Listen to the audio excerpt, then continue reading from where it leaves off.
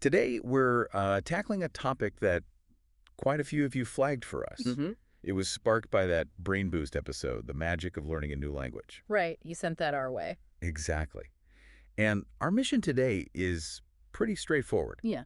Really dig into what makes language learning work, the benefits, and how you can actually, make progress. Yeah. Whether you're just kicking the idea around or maybe trying to jump back in, Right, we want to get past that initial, wow, this sounds amazing then phase. pull out the key insights, the practical stuff you can actually use, Yeah. cut through the potential overwhelm. Get to the good stuff. Yeah. Because maybe you're thinking about Italian or maybe you're wrestling with Spanish right now. Or just curious about how it all works. Exactly. This deep dive should have something solid for you. Okay, let's get into it. So Ellie and Jake on Brain Boost, they start right off acknowledging that buzz you feel about learning a language. Yeah, but what's interesting is how they immediately pair it with a bit of realism.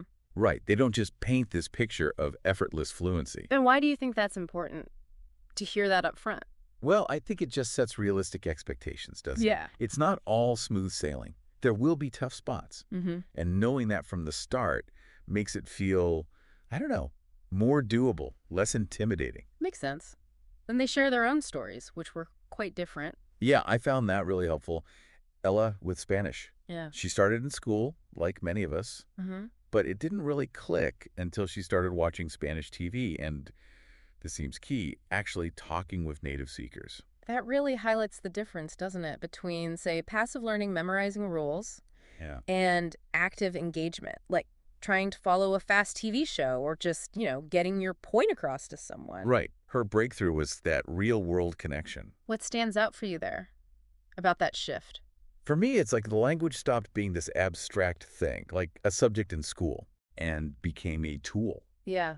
a way to connect, understand stories, understand people, not just verb conjugations. Exactly. And Jake's French experience kind of mirrors that, but from a different angle. He used apps first. Which are useful, right? For That was basics. definitely good for a foundation. Yeah. But it was being in Paris, actually immersed, hearing French everywhere. That's when it really clicked for him. So connecting this back to the listener, Hmm. it seems like for both of them, the language really came alive when it moved off the screen out of the book. And into the real world, yeah. It underlines that it's not just like an academic exercise, it's about communication. Yeah. Culture.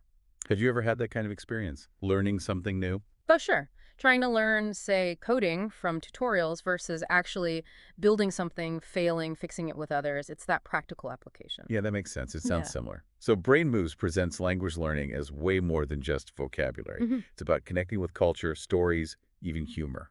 It becomes quite an emotional thing. And that's a key point, I think. If you see it as a gateway to culture, to people, that's a much stronger motivator. Not right? just like adding a skill to your resume. Exactly. That emotional tie-in can really pull you through when you hit a rough patch.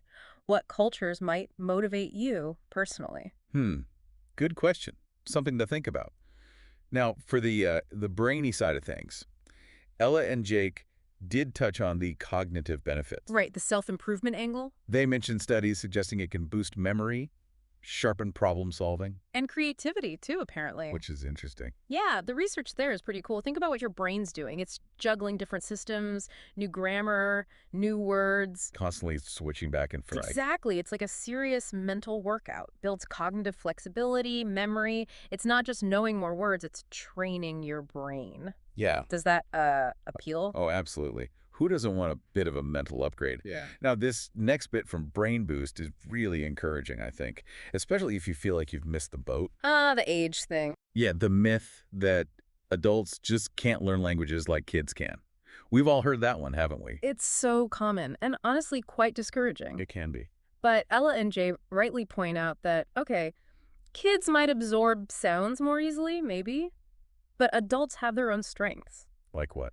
Well, for one, you understand grammar concepts already from your own language. That can actually help you grasp the structure of a new one faster. Okay, I see. And you have this huge web of existing knowledge, right? You can link new words to things you already know. So it's not a disadvantage, just different. Adults learn differently, sometimes maybe even more efficiently in certain ways. That's a much better way to frame it. Leveraging what you already know instead of worrying about what you supposedly lack. Exactly. Okay, so what did they say are the absolute must-haves for actually making progress. They seemed pretty clear on consistency and immersion. Two huge ones. Consistency, even if it's just like 10 or 15 minutes a day. Really, just that little. Yeah, it helps cement things in your long-term memory. It's like building any habit. Small, regular steps beat cramming sessions. Right. And immersion, just surrounding yourself with the language, music, TV, podcasts, whatever.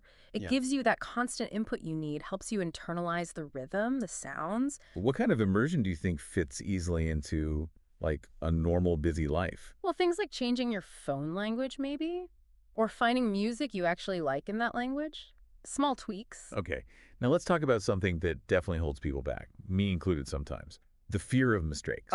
Yes. The Mm. perfectionism trap. Ella and Jake were really pushing listeners to just embrace the fumbles, laugh about it. It's such a crucial mental shift. The fear can be paralyzing, can it? Totally. But if you think of mistakes not as failures, but as, I don't know, feedback, data points, Like, okay, that didn't work, try this. exactly, it frees you up. And Jake mentioned, often people are just really appreciative that you're even trying to speak their language, Yeah. even if it's clumsy. Yeah, I've definitely experienced that. Tried ordering food in Italy once with my terrible Italian, and the waiter was so nice about it, patient, encouraging. It actually made me want to try more. See, that's often the reality. And Ella made a good point, too. Just making the attempt shows respect, a willingness to connect. Yeah, it's a gesture, Yeah, more than just the words it's that themselves. absolutely. That intention goes a long way. Okay, so let's nail down some practical tips. What specific advice did Ella and Jake offer that you think would be really useful for someone listening right now? They had some very concrete ones. First, daily practice, even short bursts, reinforces that consistency point. Make it manageable. What kind of small daily habit could work? Could be anything. A quick app session, listening to one song actively, reviewing 5 flashcards, whatever fits. Okay, tip 2 is immersion, right? Watching shows, music, maybe following creators online. That kind of exposure helps you absorb the language more naturally. You pick up slang, intonation, stuff you don't always get from textbooks. Makes it feel real. What kind of media would you find engaging in a target language? For me, maybe podcasts or news articles on topics I already follow. Connects to existing interests. Right. I like documentaries. Maybe finding some of those. Okay, and Jake's point, speak early, speak often. Don't wait for perfection. That's maybe the hardest one, but so important. Overcoming that inertia, that fear, you really do learn by doing. Even if it feels awkward at first. Especially then. The goal isn't instant fluency, it's just communicating, building confidence bit by bit. So how could you practice speaking early on without too much pressure? Maybe finding a language exchange partner online. Or even just talking to yourself, describing your day out loud. Sounds silly, but it helps. Huh, never thought of that. Okay, and Ella's final tip, make it fun, integrate it. Yes. If it feels like a total chore, you won't stick with it. Simple as that. So link it to your hobbies. Exactly. Love cooking, find recipes, love games, change the language settings, enjoy reading.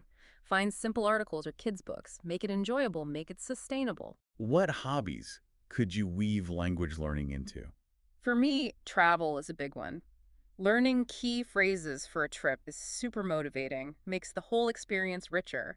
Yeah, that ties right back to what they were saying about opening your mind, seeing the world Like, differently. making connections. It's not just about the skill itself, is it? It's about, like, a broader perspective. Precisely. And as Ella said, even just knowing a few basic phrases, hello, thank you, excuse me, can totally change your interactions when you travel or meet people. Oh, definitely. It breaks the ice, shows you're making an effort. Creates those little moments of connection that might not happen otherwise. Have you seen that happen? For sure. Even just ordering coffee in the local language feels, I don't know, more respectful, more engaging. Exactly.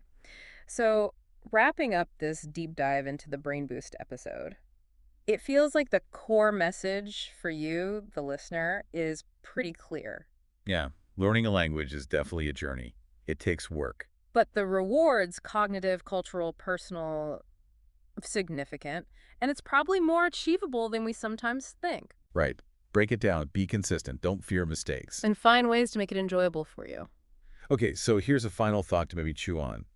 Building on what we've discussed, consider how understanding even just a little bit of another language, how might that actually shift the way you see, say, global news, or how you interact with people from different backgrounds right here in your own community? That's a powerful idea. It's not just about looking outward, is it? It's about broadening your perspective right where you are, fostering connection. Yeah. So whether this chat has sparked a new interest or maybe fanned an old flame, we hope you feel encouraged to explore. Find a language that speaks to you personally. There are tons of resources out there now. Absolutely. Well, thanks for taking this deep dive with us today.